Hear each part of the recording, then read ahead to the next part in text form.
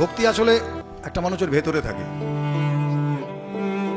দুই বাংলার জনপ্রিয় সঙ্গীত শিল্পী নচিকেতা চক্রবর্তী প্রায় 3 দশকেরও বেশি সময় ধরে জাদুকরী গান গেয়ে শ্রোতাদের মুগ্ধ করে আসছে নচিকেতা। এবার শীতকাল শুরু হতেই একের পর এক শো করছিলেন নচিকেতা। তবে হঠাৎ হৃদযন্ত্রে জটিলতা দেখা দেওয়ায় অসুস্থ হয়ে পড়েন তিনি। শনিবার 6 ডিসেম্বর হার্টের সমস্যার কারণে হাসপাতালে ভর্তি করানো হয় তাকে।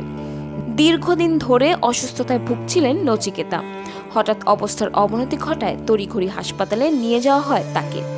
তবে এই মুহূর্তে গায়কের অবস্থা স্থিতিশীল বলেই জানা গিয়েছে। রোববার আসানসোলে শো হওয়ার কথা ছিল, কিন্তু অসুস্থতার কারণে আগামী বেশ কয়েকদিন অনুষ্ঠান বাতিল করে দেওয়া হয়েছে। 2023 সালের ফেব্রুয়ারি মাসেও একবার নচিকেতার অসুস্থতার খবর ছড়িয়ে পড়লে সেই সময় ঠিক একইভাবে বেশ কয়েকটি অনুষ্ঠান বাতিল করে দেওয়া হয়েছিল।